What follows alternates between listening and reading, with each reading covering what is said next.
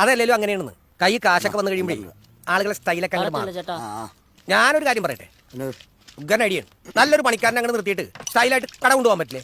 ചേട്ടൻ വിചാരിച്ച് നടക്കൂലേ? ഞാനാളെ വെക്കണല്ല. ആ വിജയൻ്റെ കടയിൽ ഒരുത്തന്നെ നിർത്തിയല്ലോ, അതിനോടൊന്ന് കാശ് കേട്ടോണ്ട് പോയില്ലേ, അതുകൊണ്ട് ഞാൻ ആളെ വെക്കണല്ല.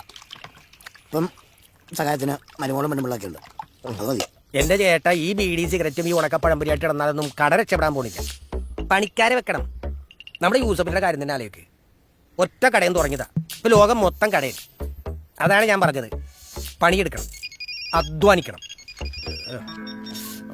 ആരേത്? അയ്യോ മാഷ, ഞാൻ ഓട്ടത്തിലാ, വണ്ടി ഓടിക്കൊണ്ടിരിക്കുക. ആ കയറ്റത്തില ഞാൻ ഇറക്കത്തില്ല. പിന്നെ അവളുമില്ലേ സഹായത്തിന്.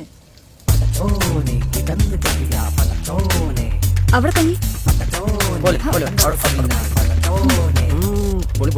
പൊളിച്ചിരി കുറവാ. ചേട്ടാ, ചേട്ടൻ ഈ കഞ്ഞിക്കട തുടങ്ങിയ ശേഷേ ആ വിജയന്റെ ഇടയിൽ ഒരു മനുഷ്യൻ കയറുന്നില്ലട്ടാ. ഈ ചേട്ടി ഇരിക്കുകയാണ് അവനോടെ. പിന്നെ ഉണ്ടല്ലേട്ടാ, അവന്റെ ഭക്ഷണം ഒരു വായിക്ക് കൊള്ളുന്നേ, കറിയൊന്നും വായിച്ച് കൂട്ടാൻ കൊള്ളില്ലട്ടാ. നീ ആ കട പറഞ്ഞോ?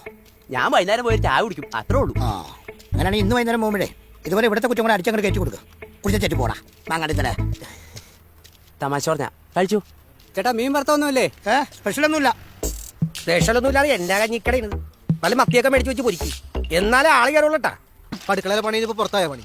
പിന്നെ ഇതെല്ലാം കൂടി അമ്മയ്ക്ക് ഒറ്റയ്ക്കാൻ പറ്റും. ആ ഷർട്ട് പോയി തേച്ചേക്കും. ദേഷ്യപ്പെടാതെ ഒന്ന് ചിരിച്ചേ. പിന്നെ നീ ചിരിക്കാണ്ടാണ്. അതെ, എനിക്കൊരു ജോലിക്കാര്യം വന്നായിരുന്നു മോൻ ബോംബെക്ക് പോയപ്പോ. എന്നിട്ടെന്താ, ഇവിടെ പറഞ്ഞപ്പോ അച്ഛൻ പറഞ്ഞു എന്തിനാ ജോലിക്ക് പോണേ അമ്മയെ സഹായിക്കാൻ. നിനക്കപ്പൊ എന്നോട് പറയാൻ പാടില്ല. ജോലിക്ക് ഇനിയും വരൂലോ. ഷോ, അതെ, ഞാൻ മീൻ വറുത്ത കൊണ്ട് കൊടുത്തിട്ട് വരാട്ടോ. മീൻ വറുത്തതാ? ആ കടയിലേക്ക് ഇന്നോട്ട് മീൻ വറുത്ത കൊടുക്കണ്ട്, പോയി കൊടുത്തിട്ട് വരാവേ. ഈ കഞ്ഞിവളം കൊണ്ട് മാത്രം കട രക്ഷപ്പെടുമെന്ന് എനിക്ക് തോന്നല്ല. കട രക്ഷപ്പെടാൻ നോക്കി ചോറോളം വേണം. ചോറോളം വേലായിട്ടല്ല, ബീവറേജ് ക്യൂ നിൽക്കുന്ന പോലെ ആൾക്കാർ നിൽക്കും. ഇതിപ്പോ ഏതൊരു പണിയാണ്, അവർക്കൊന്നും ഉറങ്ങാൻ പോലും സമയം കിട്ടുള്ളടാ. ഞാൻ ഉപവാസമാണെന്നേ. ആ നിന്റെ ഭാര്യയെ കൊണ്ട് ജോലി എടുപ്പിക്കുന്ന ഭയങ്കര മോശം കേട്ടോ. നിന്റെ അച്ഛനോടൊന്ന് പറയടാ. നിനക്കറിയാലോ, എനിക്ക് അച്ഛനെ ഭയങ്കര പേടിയാടാ. നീ അച്ഛനെ പേടിച്ചിരുന്നിട്ട് കാര്യമില്ല. അവിടെ നിന്റെ അമ്മയും ഭാര്യ കഷ്ടപ്പെടണേ. അല്ലെ ഇപ്പൊ അവരാളെ നിർത്താൻ പറ ജോലിക്ക്. ആ അച്ഛനോട് അങ്ങനെ പറഞ്ഞപ്പോ അച്ഛൻ പറയണേ ഞാൻ നിർത്തി ഞാൻ തന്നെ കാശ് കൊടുക്കാൻ. അമ്മക്കുട്ടും വയ്യടാ, കാലിൽ വെരിക്കോസിന്റെ പ്രശ്നമൊക്കെ ഉണ്ടല്ലോ. ആ ഒന്നും വെച്ചോണ്ടിരിക്കില്ല കേട്ടോ. ഇല്ല, അത് നാളെ ഓപ്പറേഷൻ ഉണ്ട്. എടാ, നീ എനിക്കൊരു ഉപകാരം ചെയ്യൂ. എന്തോ? നീ കട പൂട്ടാൻ വേണ്ടി ഒന്ന് പ്രാർത്ഥിക്കൂ. ഒരു സ്ഥാപനം പൂട്ടിക്കാൻ വേണ്ടി പ്രാർത്ഥിക്കുന്നത് തെറ്റല്ലടാ. എന്നാ പൂട്ടിക്കാൻ പ്രാർത്ഥിക്കണ്ട, തുറക്കാതിരിക്കാൻ വേണ്ടി പ്രാർത്ഥിക്കാം. അത് പ്രാർത്ഥിക്കാം. നീ 2 പൊറോട്ട ബീഫും പറ. അത് നിനക്ക് ഉപവാസമല്ലേ? ഉപവാസം കഴിഞ്ഞു, 8 മണി വരെയുള്ളൂ. പെട്ടഞ്ചായല്ലേ ചേട്ടാ, 2 പൊറോട്ട ബീഫും. എടാ, കട പൂട്ടാനുള്ള ഒരു പരിപാടി അറേഞ്ച് ചെയ്തിട്ടുണ്ട്. അത് ഏറ്റവും എന്തായാലും പുള്ളി പൂട്ടും, അത് ഉറപ്പാണ്.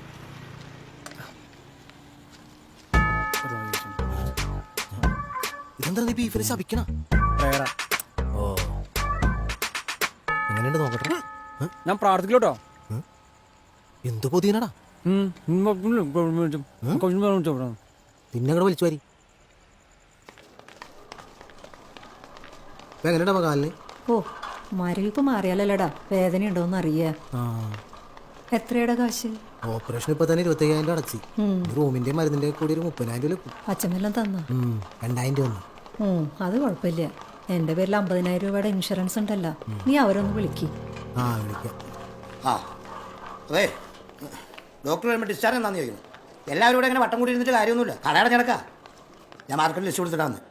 നാളെ കട തുറക്കണം. ചെറിയ ഓപ്പറേഷൻ ആയതുകൊണ്ട് ചിലപ്പോൾ ഇന്നെ പോകാൻ പറ്റുമായിരിക്കും അച്ഛാ. അങ്ങനെയാണ് ചോദിക്കാനാ പറഞ്ഞേ. സമാധാനം തരൂല.